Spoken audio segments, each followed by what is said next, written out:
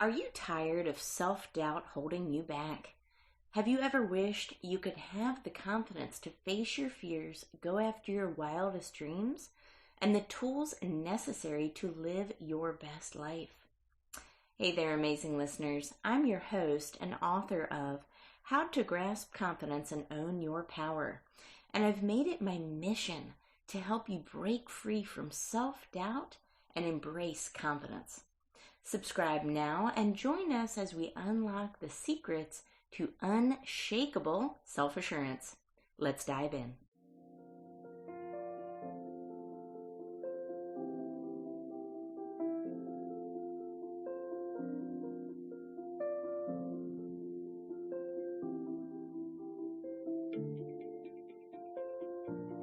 Hello, everyone. Welcome to Grasp Confidence Podcast. I'm your host, Tara LaFon Gooch, and this is going to be a really interesting conversation today because we're talking about the power of releasing our past. You know, the past, the chains that sometimes can bind us, or at least that's how it feels, right?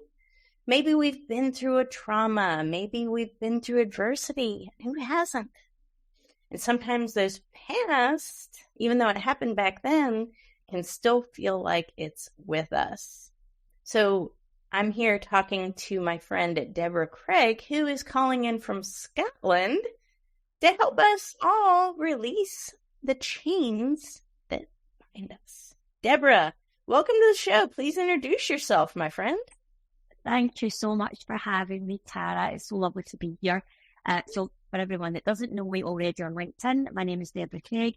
I'm a hypnotherapist and a mindset coach, and I really help people set themselves free from that mental prison, free themselves from their anxious, overthinking mind, any trauma from the past, help them release that so that they can go on and create the careers, the relationships, the life that they actually want, which I've done for myself now, and I help other people do that now too.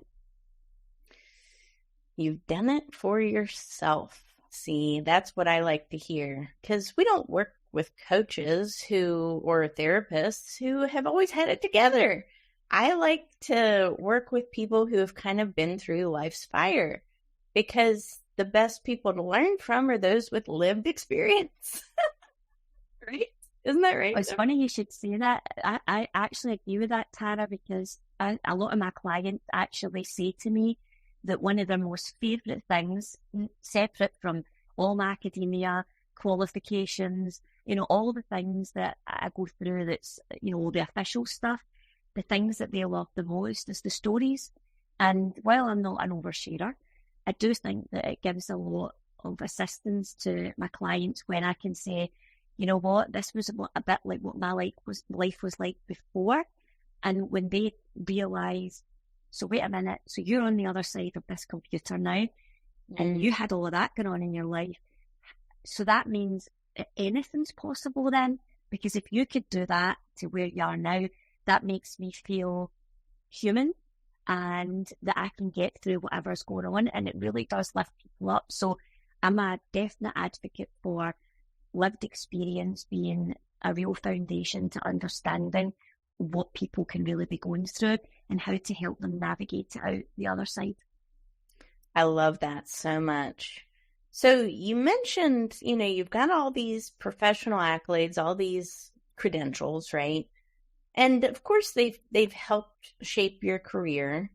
But tell us a little bit about this career. Tell us a little bit about what you're doing right now, because I know it involves a really, really interesting subject, which is hypnotherapy.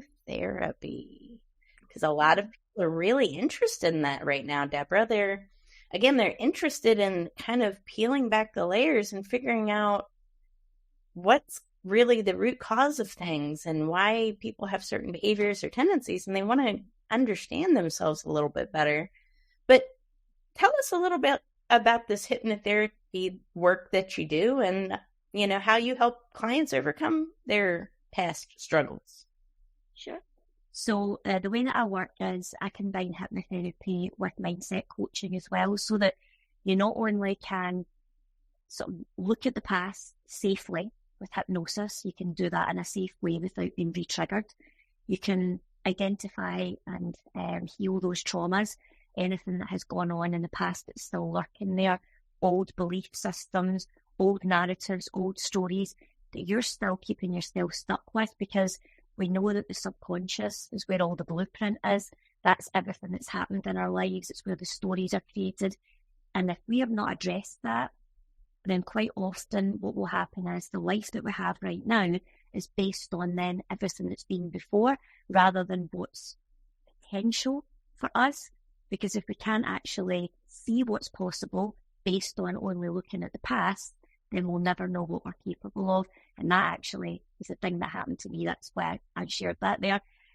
So with my clients, being able to join the dots together for them from their past to their present, to help them confidently step into their present self now, and then be able to navigate them forward on their journey by pointing out or helping them sort of get those milestones in place. Well, where is it they're trying to get to? So that sort of journey from the past to the present to the future is how I try and help clients. And the key area that I really work on, Tara, is understanding our nervous system and really knowing that, you know, if we are dysregulated because of the past, which we'll probably touch on quite a bit today in our conversation, then what it can leave us is in a place where throughout the rest of our lives, we could experience things that re-trigger us. And what happens is we think we're experiencing that same thing that we did all those years ago. It's not the same thing. It just feels the same way because we're holding on to a lot of that from the past. And when we get re-triggered over and over, it eventually stops us doing the things that we want to do, because we'll steer away from that. We'll move ourselves away from things and stop taking risks. So that's the work that I do. The reason I use hypnotherapy is because it gets to the root of the issue. It helps us rewire the subconscious. It allows us to explore possibilities of what could be that people who feel stuck probably can't even imagine that their life could be. But if you've read anything in the sort of visualization world, or Joe Dispenza's, anybody in that space, we all talk about the power of being able to create in your own mind where you want to go.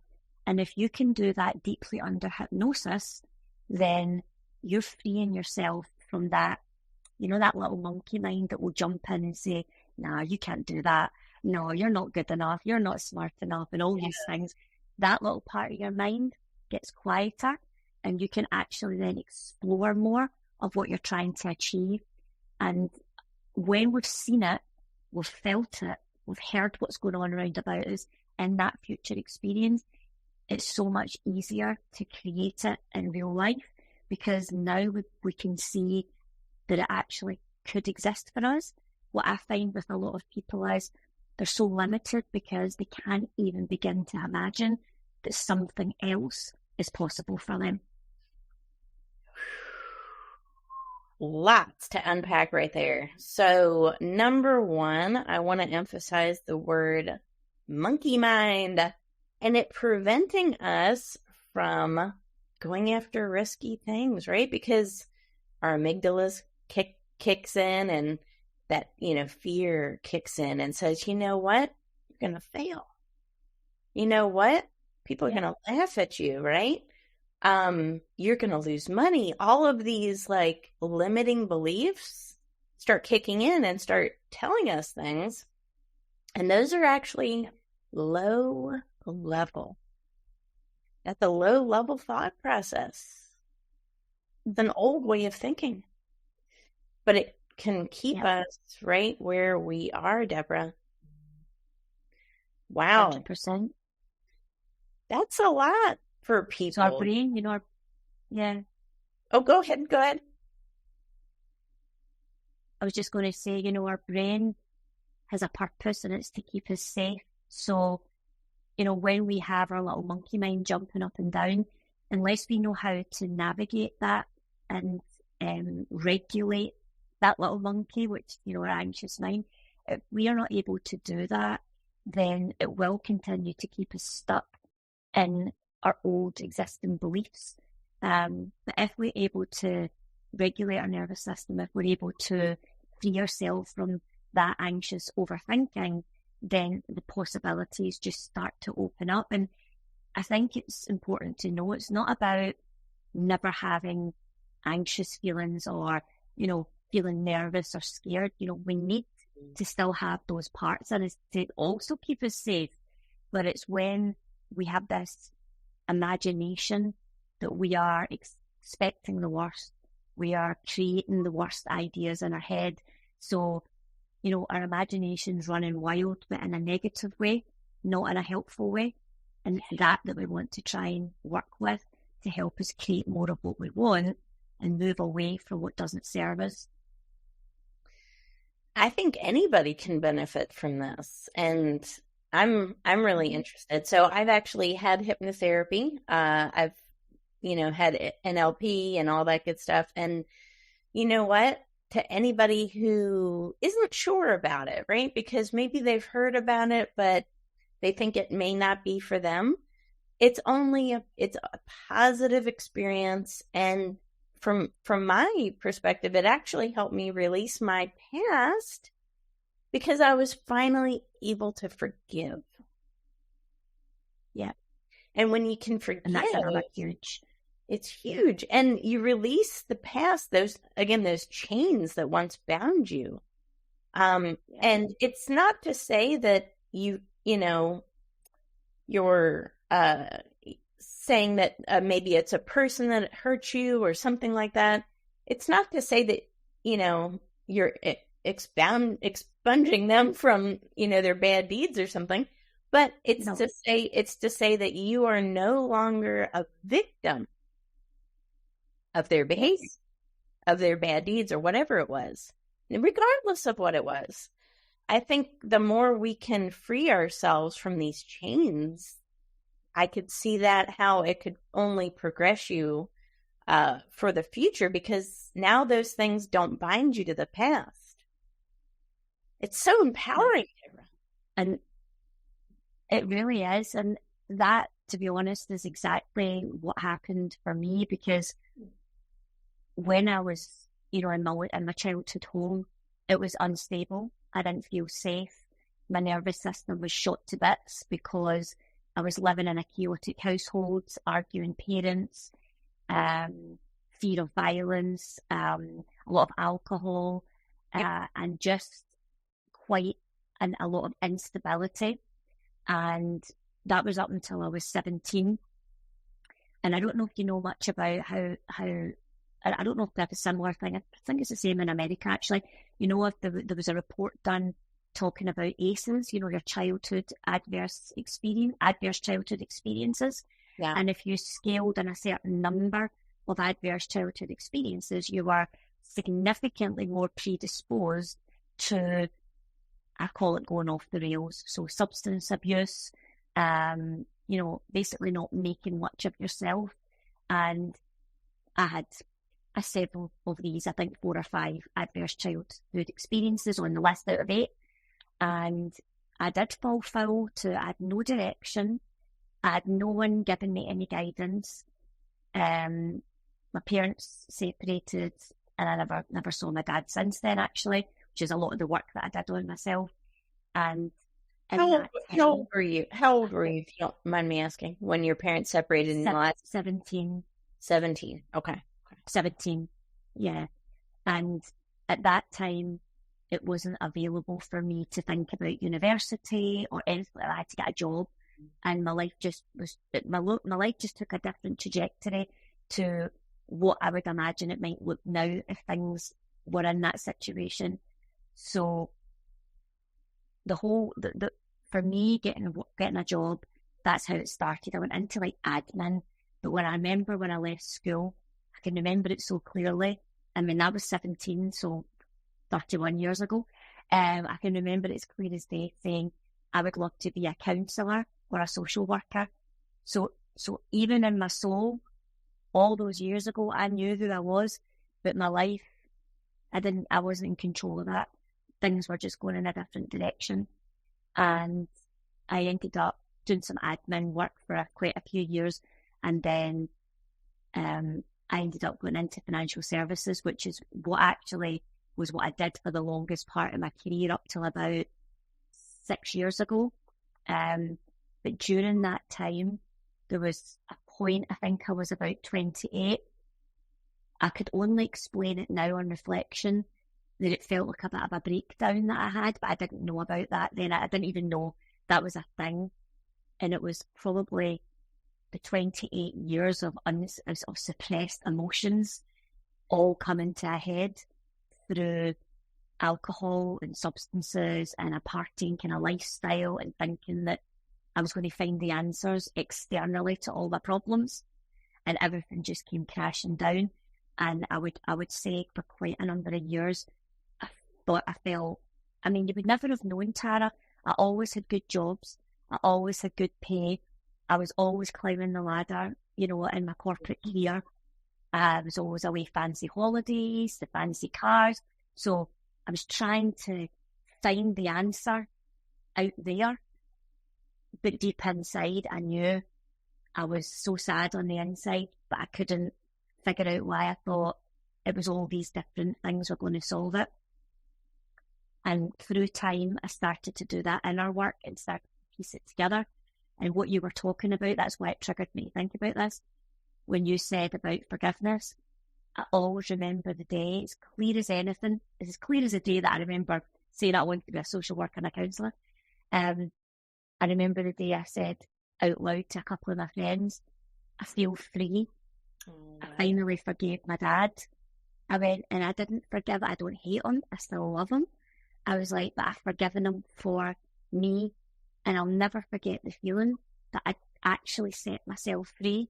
Now, I didn't wake up the next day and clean my act up straight away. It was a work in progress, but what I know is that was probably the start of me being able to start that proper healing process. And then over the years, started to change my friend groups, cleaned up my act. I decided to get a degree. When I was 39, I started a degree in psychology and counselling, funnily enough, and left corporate and started a brand new life with brand new people in a brand new industry, but where I always belonged. That bit in the middle, that first part, that was, I feel, a bit of a sacrifice to my family, being there for everybody. That part of my life was for them. This part of my life now is for me. That's what I see. So many synergies. And for everybody's reference, this is the first conversation Deborah and I have ever had. A lot of people don't believe me when I say that, I think, because we connect so deeply on this show that our listeners sometimes think that I've known my guests for years, right? But this is actually the first time we've talked. So catch these synergies, Deborah. I haven't seen my father since I was 14 years old. Grew up in an unstable house, lots of alcohol addiction, some mental problems with him as well. I'm not going to go into it on the show, but some family history, some, mostly addiction, violent behavior. So talking about, adverse childhood experiences, very similar. The important thing is to know for everybody is that life does go on and your past doesn't have to define you unless you give it that power, right? Talk about and that. I think that's the key. That's actually the key statement, isn't it? Like, I was on another podcast actually just last week, I think it was, and that's exactly what we were talking about. Like, your past doesn't need to define your future. You get to decide at any point. Now, I never ever blamed. There's no blame for me on other people. We have to take radical responsibility for ourselves. But I do look in sometimes, and I'll be honest and think, it was a bit of a rough ride at the start, and I was very lost and without direction. So yeah, sometimes I feel probably a wee bit hard done by about the starting point. But then I had to wake up to say, hold on a minute. I don't want that to then define the rest of my life. I want to do meaningful work. I want to do work that makes a difference in the world, and I want to stand by my own values. And to do that, I had to take completely responsibility for my own behaviour, my actions, the lifestyle I was living, and completely change absolutely everything. So you can be, part of your story and still maintain that, fine. Or your story can be part of your journey that then leads you to be the version of yourself that you are in the present and for the future. And I think that's the thing that I've managed to do over the last 10 years or so. But it did take a long time to get me where I was trying to go. It wasn't an easy journey.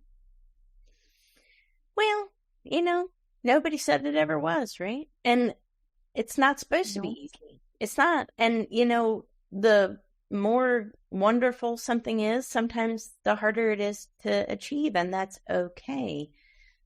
It's all about the journey. And there actually is no destination. You just keep learning and growing, or at least you should, right? And this, this journey of empowerment that we're talking about, I want to hit on a particular word that you just used, which was radical responsibility. So that is the second tenet right there in my GRASP method, responsibility.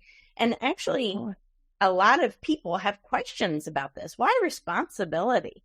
Why is that so important in gaining and personal development? But if we're not taking radical responsibility for our lives, for our choices, for the way we're letting our past define us or not define us, for the relationships we're in, for the friendships we have, or the choices we make every day, ultimately we're not going to develop into that person that we're meant to be. You have to take responsibility, Deborah. I think you've only got one shot at this, realistically. So, taking that responsibility, it's not easy because there's a comfort in staying in victimhood mentality, because you'll always find people that are happy to stay in there with you. It's a safe zone in some ways, even though it might not be pleasant.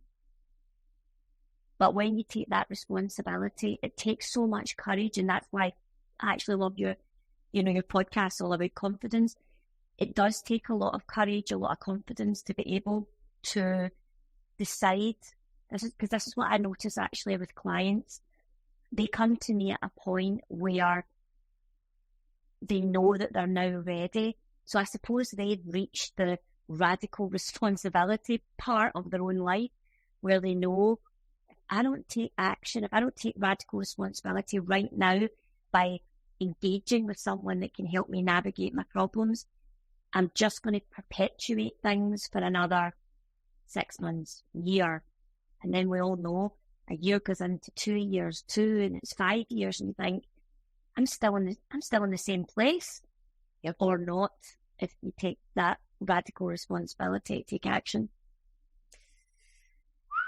It is so important, my friends. The good news is that it's possible for anybody to do this, right? It depends on the mindset that you have and the amount that you really want to change.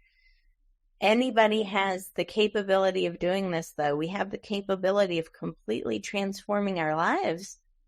And, humans tend to think, and let me know what your thoughts on this, but sometimes we think that it's not possible to completely change, but we actually see it in nature all the time. A caterpillar turns into a butterfly. It actually turns into something completely different than it was. But the thing about the cocoon that the caterpillar's in, it actually has to have some adversity to get out of that cocoon.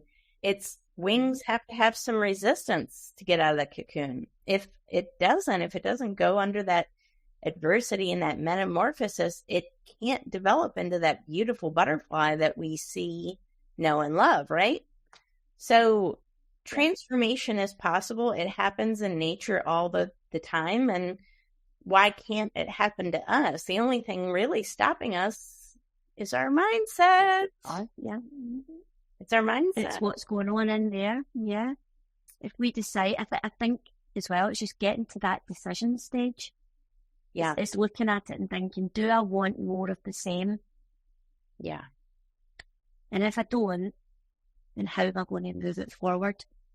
And sometimes that's picking up a book, doing some courses, engaging with the right person, whatever it takes to move you forward. So true. It's really just, we don't have to know all the steps. And people ask me all the time, what steps? The step is positive and making small changes. Again, stop overthinking everything. Please, everybody. Make small changes in a positive direction, and more small positive changes happen in your life congruently, right? So if you want to completely transform, yeah. Oh, sorry, go ahead. I was just going to say it's the compound effect, isn't it? The more that we keep doing the small things, as long as we're moving forward, it's not going to be linear, the journey, the success, but it will compound over time, and we will get results in whatever that looks like for you. It's 1%. It's 1 foot in front of the other. I said this in a podcast recording a week or two ago. I was coaching my friend, and she was saying that she wasn't good at marketing or something like that, copywriting, something like that. And but she also hasn't put in the action to be better at copywriting. So she's having an adverse reaction to it and has decided, no, I'm just not going to learn it. So my answer to her was, do you know anybody who's a really good runner? And she said, yeah, I know somebody who just did a marathon or something. I said, do you think that person got better at running by watching other people run or by thinking about running? She said, well, no. And I said, it's kind of the same with everything in life. You might not be great at it at first. It's okay. Nobody expects you to. You just put 1 foot in front of the other and you keep going in that positive direction toward growth. And eventually, with enough time, effort, and consistency, you can develop into that person you want to become, right? So we don't have to know every single step. We just need to take small pieces of action that compound over time to give us that, investment in the end. But the thing about it is, folks, you never stop learning. You never stop growing. I spend plenty of money on coaching all the time, right? I don't want to be stagnant because for me, my biggest fear is not failure. It's not ridicule. It's staying the same. That's my biggest fear. 100%. And it's like until your fear, 100%. until that's your biggest fear, we may not reach those goals. So for me, that's my fear. I don't want to be the same a week from now, let alone a year from now. Right? 100%. I actually was taking some notes before coming on, and I was just thinking about some of the things I might want to talk about, and exactly that. I try and see life more like an experiment. So each thing that I try is more like, oh, I'm just experimenting with that. I'll try all these different things rather than, will this succeed or fail? Because I think when we have that in our head, it sometimes puts us off. We think, oh gosh, I don't want this not to work. Whereas with a mindset of, I'm just experimenting with lots of little things and then I'll figure out what clicks and the rest will just fall away. Because, in a laboratory, if they're doing an experiment, is that not what we're doing? We're testing it on lots of things just to find out which one out of maybe hundreds of thousands of tests actually work. So it's just a wee mindset thing for me. Otherwise, I could see myself, it's easy to feel trapped or as stuck. I think as long as you just keep reminding yourself that, wait a minute, this is an experiment, not a life or death situation here. Yeah. Exactly. Marketing, ironically, going back to marketing, there is no failure in marketing. It's called testing, which is an experiment, right? And I think about it that way in business. I think about that way in personal development. we're never going to bat 1,000, but the good thing is nobody's ever asked you to. The only person that expects you to is yourself. Great. Oh, listen, I'll always say this to anyone I'm speaking to, especially my sisters, actually. I'm like, who put that expectation there? Like, Yeah. what is it doing away up here? It's good to have high standards. We need to have high standards to work to, but high expectations, that's a whole other thing. Yeah. Sometimes it's more restricting than it is positive. Exactly. Don't limit yourself and your own. I think we limit ourselves when we do that, right? Because we fail to see the growth potential in things. So it's interesting, but I think a lot of really good takeaways here today. We learned a lot. We learned that we can release the chains that once bound us. We learned that, some of the thinking we're doing is on repeat. It's like a record player, and it's a low level thinking that's not allowing us to have that higher level thinking, which is creativity. And failure is inevitable. Growth is optional, right? So it's okay to fail. There really is no such thing as failure. It's, did I learn something? And how can I grow from it? So reframing it from a negative and a lack to something that's actually growth oriented and positive. And we can do this in anything. We can do this with our mindsets. We can do this in business. We can do this with literally anything in life. And we should look at everything as a growth opportunity, and how can we learn from something? Deborah, 100%. Any last words, any last pieces of wisdom that you could share with us today? I would say, let's think, what would be the most... I think the key thing for me is don't let the past define who you are. That's my main thing. Yeah. And, don't stay stuck. Be that change. If you want your life to be different, if you're looking at yourself like I did at one point and think, I don't think I'm supposed to be in this life. Something doesn't feel right. I don't feel aligned, or I feel I'm just anxious all the time or worried. I'm not even enjoying life. Then I would say, like I say to all my clients, it doesn't have to be that way. If it's like that and you're choosing to stay in that, I understand, because we're comfortable with the familiar, even if the familiar is not pleasant. But I can say that if you want a change, you have to take a step forward and get the help to get that change. And then you've got no idea what's out there waiting for you. Trust me. If you take that step, get the help that you need, whether it's coaching or therapy or who knows, whatever it is. But take the step, because your potential you think is there. But I can guarantee you with 100% that the minute you engage with support, the goal you had here is up here, right as this camera. Because you don't know what you're capable of, because you are down here with your own limitations and beliefs and all your old stories and narrative. As soon as you move that away, sky's the limit. Sky's the limit. I feel like I'm proof of that, everybody. Hey, maybe, Deborah, we should do another follow-up podcast. Have you ever done a hypnotherapy, a recorded hypnotherapy session? That'd be interesting. Now this sounds good. I've done lots of group work. Obviously, I do it a lot with clients. And I've done some lives before, believe it or not, way back actually COVID time. I would love to do that. So you and I offline can have a good chat about that for sure. Yeah, we should record it, and I think I might air it.